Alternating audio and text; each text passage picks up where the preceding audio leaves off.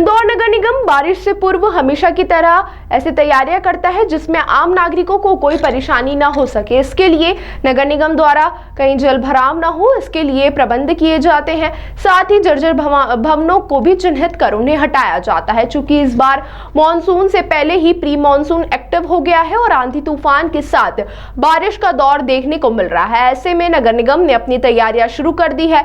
नगर निगम द्वारा शहर में मौजूद जर्जर मकानों को चिन्हित कर उन्हें हटाने की कार्यवाही की जा रही है।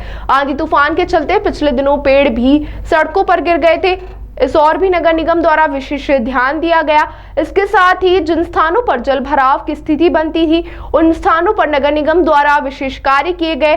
कुछ जगह पर पेंच रिपेयरिंग की जरूरत है, वहां पर पेंच रिपेयरिंग का कार्य किया जाएगा। नगर निगम आयुक्त शिवम वर्मा ने कहा कि शहर में मौजूद जर्जर भवन को हटाने की कार्यवाही लगातार की जा रही है। साथ ही सभी भवन अधिकारियों को भी निर्देश दिए गए हैं कि वह अपने क्षेत्र में जर्जर भवनों को चिन्हित कर उन्हें हटाने की कार्यवाही करें।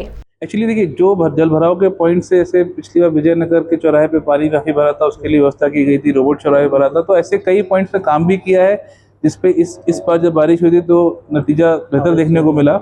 लेकिन कई ऐसे पॉइंट्स और भी है, जैसे हमारे कुछ निर्माण कार्य चल रहे हैं, जैसे धनगढ़ मधुमिलन चौराहा, जीपीओ चौराहा, तो यहाँ पे हमारे कुछ काम भी थे जिसके कारण स्टॉर्म वाटर में प्रॉपरली पानी निकल नहीं पाया। तो अब हमारी लाइन वगैरह वहाँ डल भी रही है और हम कोशिश कर रहे हैं कि बारिश के पहले सारे काम खत्म हो जाए। दूसरे अन्य विभागों के भी जो काम है, चाहे एमपीआरडीसी के हो, पीडब्ल्यूडी के हो या अन्य दीगर विभागों के काम हो, तो उनको भी हम लोग वही रिक्वेस्ट कर रहे हैं मेट्रो के काम की, भाई उनके भी कार्यों की वजह से हमारे स्टॉर्म वाटर किसी प्रकार से प्रभावित ना हो। उनके साथ भी हम समन्वय करके प्रयास कर रहे हैं कि हमारे लाइन्स क्लियर रहे और पानी ताकि बारिश का टाइम पे निकल जाए।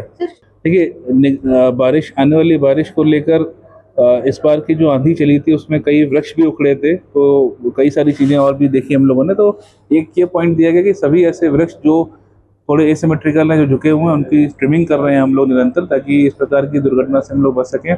दूसरा, जल भराव के पॉइंट्स, जर्जर बिल्डिंग के पॉइंट्स और साथ ही साथ कुछ जगहों पर हमारे यहाँ पैच रिपेयर की आवश्यकता है, तो इन सभी पॉइंट्स पे हम लोग काम भी कर रहे हैं। आज सभी जोनल अधिकारियों को भी बुलाया गया है, उनको बुलाकर भी हम इस पर निर्देश देंगे और इस पर रेगुलर फॉलोअप करेंगे ताकि बारिश की स्थिति में ऐसी खराब स्थिति निर्मित ना हो।